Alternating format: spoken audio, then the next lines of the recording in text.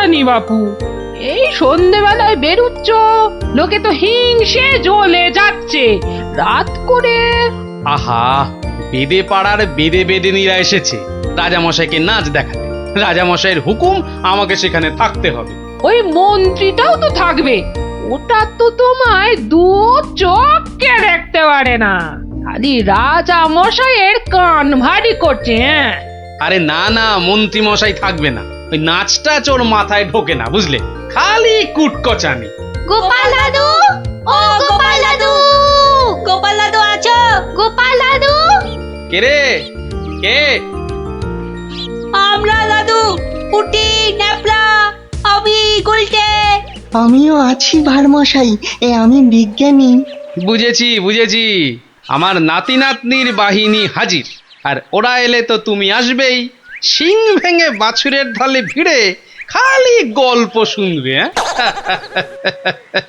আজ কিন্তু তোমার গল্প শুনতে আসিনি ভারমশাই, বিরাট সমস্যা। সমস্যা? গোপাল ভাঁড়ের নাতি নাতনির সমস্যা? এ তো বড় আজব কথা। হ্যাঁ, আজব কথাই তো, ভয়ানক সমস্যা। না, কেউ হদিশই করতে পারছে না। এই এই উল্টে বল না খুলে।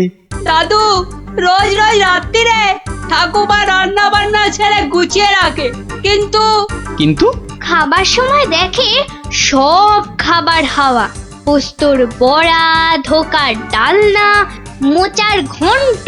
থাক থাক থাক, তা গুলটেদের বাড়ির সামনেই যে বেদের নাচ হচ্ছে রোজ সন্ধ্যাবেলায়।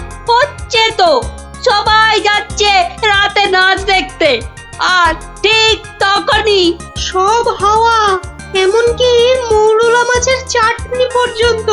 মন্ত্রী মশাইয়ের বাড়ির সামনে এরকম ভালো ভালো রান্না, চুরি কি ভালো? রাজা মশাইয়ের নিন্দে হবে তো। সত্যি খুব হ্যাংলা চোর। তা সেনাপতি মশাইকে বলো সবাই। সেনাপতি মশাই তো দুটো সেপাই রেখেছেন সদরে, তবু চুরি। উনি তো বলছেন যে বেদেরা চুরি করছে। অসম্ভব, বেদেরা আর যা করুক অত হ্যাংলা নয়। চলো সবাই মিলে দেখা যাক ওই বেদের নাচে কোনো রহস্য আছে কিনা। একেবারে ভানুমতির খেল।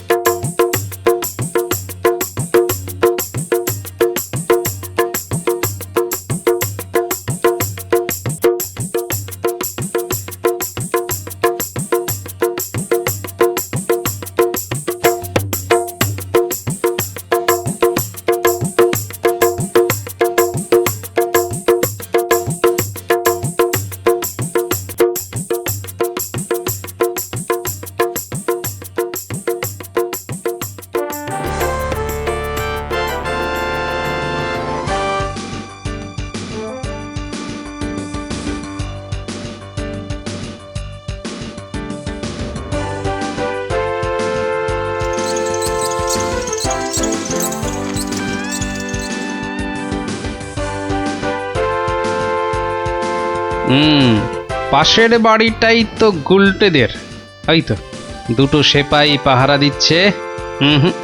এদিকে তো আসবে না চোর, পেছন দিয়েই চোর আসবে, ওদিকেই যাই।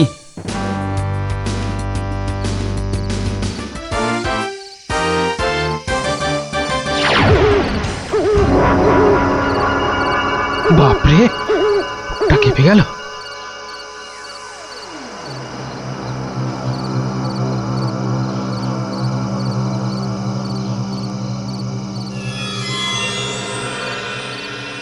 বাবা বাবা বাবা, ভালো মজা পেয়েছিস রে পাঁচু।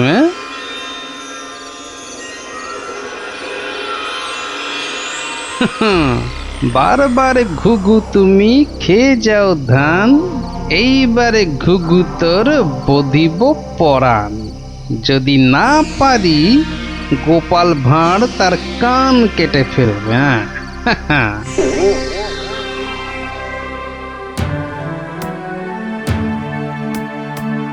কি এই তো একেবারে নৈরাজ্য হে সেনাপতি। ঘর থেকে রান্না করা খাবার খেয়ে চোর পালাবে? আমি তো হতবাক রাজামশাই। পাশে পাশে মন্ত্রী মশাই, রাজকবির বাড়ি, কিছু দূরে আমার বাড়ি। সেপাইরা ঘুরছে, পাহারা দিচ্ছে, এত আলো। বেদেরা নাচছে, সবাই যাচ্ছে নাচ দেখতে। আর সেই সময় এই ছোট্ট ছেলেটির বাড়ির ওই রান্নাঘর থেকে খাবার হাওয়া। আর আমাদের রাত্রিবেলা খাওয়াই হচ্ছে না রাজামশাই। কি লজ্জার কথা মন্ত্রী। আমার তো বিশ্বাস হচ্ছে না রাজামশাই, ও বাড়িতে চোর খেতে ঢুকবে কেন? হ্যাঁ, কি আছে বলুন তো?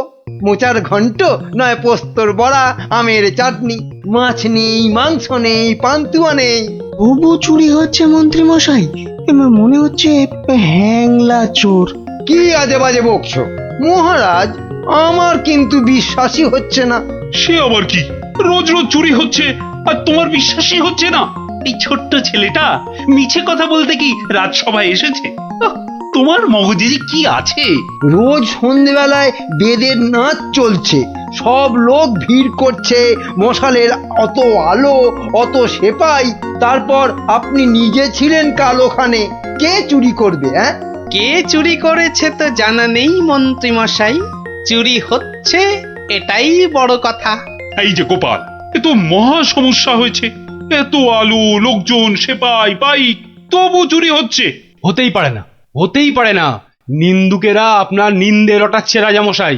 নিন্দং করিচ্ছন্তি নিন্দুকা।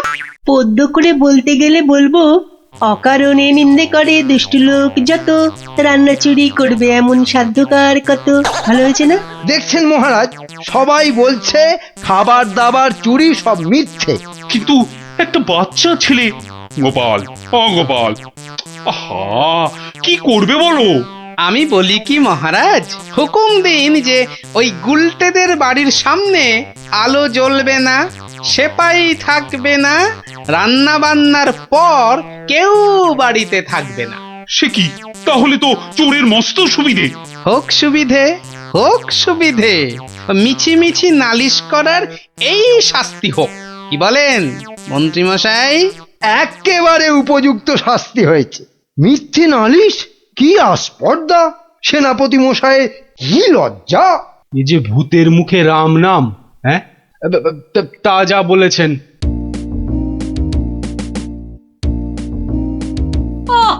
রাজামশাইকে বলে এর কি ব্যবস্থা করলে বলো তো গোপাল দাদু? মন্ত্রী মশাই তো বলছে খাবার চুরি হয়। হ্যাঁ, ঠিক বলেছিস গোপাল দাদু, সবাই তাই বলছে। আর তুমি তো চোরের সুবিধাই করে দিলে। আরে বাবা, চোরের সুবিধে না করলে সে চুরি করতে আসবে কেন? তুমি বুঝি চাও চোর আরো চুরি করতে আসুক, তাই না? তাই তো চাই। চোর না আসলে চোর ধরবো কি করে? আসুক চোর। তাহলে আমরা কি করব? তোরা খালি রটিয়ে দে, আজ তোদের বাড়িতে রান্না হচ্ছে আলু পোস্তর জামতাড়া, আলুর দম আর লুচি, আলু বোখরার চাটনি, গোকুল পিঠে। সকলকে বলে বেড়া, যা যা, সবাই দৌড়ে যা, সকলকে বলে বেড়া। আমরাও যাবো? আরে বাপু, যত পারিস বল গিয়ে। আরে যা যা যা। চল চল।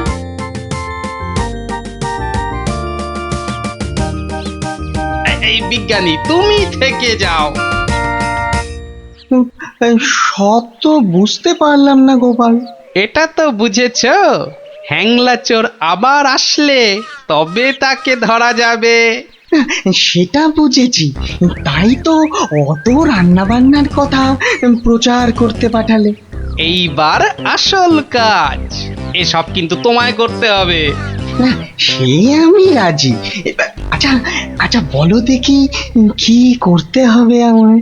শোনো শোনো, একটা হাঁড়িতে গোটা কতক শিঙি মাছ জিয়ে রাখতে হবে, বুঝলে? শিঙি মাছ? বেশ বেশ, তারপর? আরেকটা হাঁড়িতে করে ওই গোলা গোবর আর কাদা। হ্যাঁ, গোবর আর জল বিচুটির পাতা। ওরে বাবারে, এই যে কি করতে চলেছো গোপাল? এই কি বলছো গোপাল?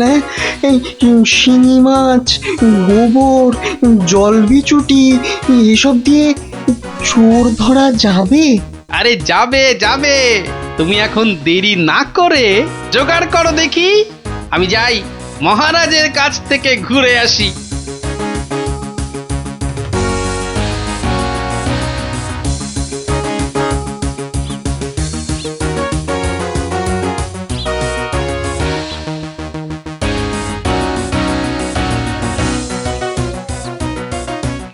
নমস্কার রাজামশাই।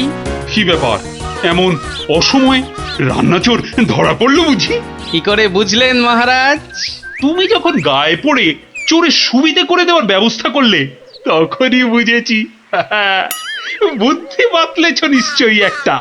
আজ রাত্রিরেই একটা ফাঁদ পেতেছি রাজামশাই, চোরের ফাঁদ। ধরা তাকে পড়তেই হবে। বুঝেছি, আমাকে সাক্ষী রেখে ধরবে তাকে, তাই তো? আপনি বুদ্ধিমান। আপনাকে আমি কি বোঝাবো মহারাজ? এই খুব বড় চোর ধরা পড়বে বোধ হয়। সে জানি না, তবে চোর ধরা পড়বেই। চোরটা মহা হ্যাংলা তো। খাবারের কথা শুনলেই লাল ঝরে। যদি সত্যি সত্যি চোর ধরা পড়ে তাহলে খুব ভালো লাগবে।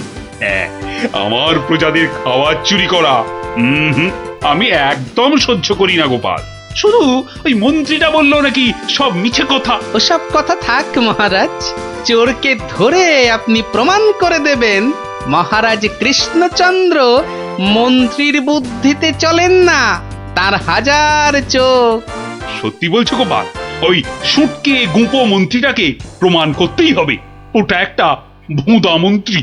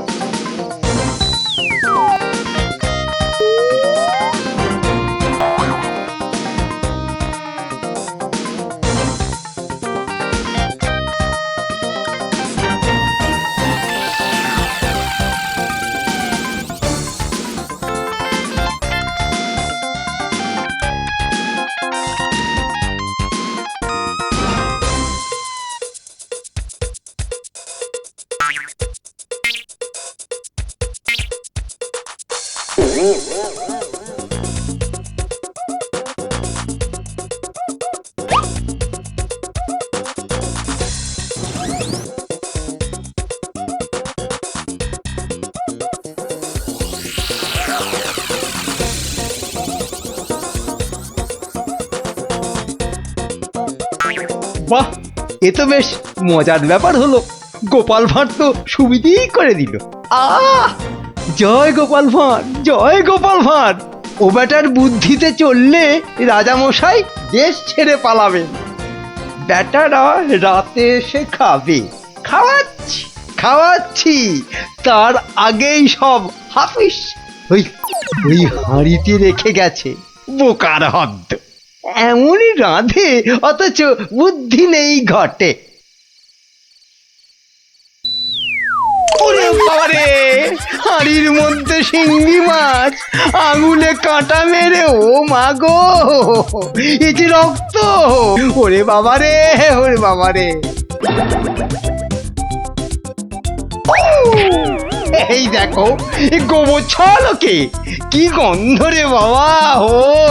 ও মা গো, এ তো না ধুলে নিস্তার নেই। ওরে বাবরে, খুব জব্দ হয়েছে। এবার ধরে ফেলি। এমনটা করবেন না, দেখুন না মজা। ওই দেখুন, পুকুর ঘাটে যাচ্ছে। আসুন আসুন। ও মা গো, শুধু বিচুটির পাহাড়। চলে গেলাম, চলে গেলাম। ধরা পড়েছে, ধরা পড়েছে। ধরা পড়েছে, ধরা পড়েছে, ধরা পড়েছে, ধরা পড়েছে। ও মা গো, ওঠ বলছি, ওঠ বেটা হ্যাংলা চোর। চলে গেলাম, ওঠ এখান থেকে। চলে গেলাম, আইলা চলে গেলাম। ও মা হ্যাঁ, গো। নিয়ে এসো চোরটাকে। পেটুক চোর, কুম্ভকর্ণ চোর। এবার মুখটা দেখুন রাজামশাই। গুলটে, চোরের মুখটা দেখা। বিজ্ঞানী, মশালটা আনো।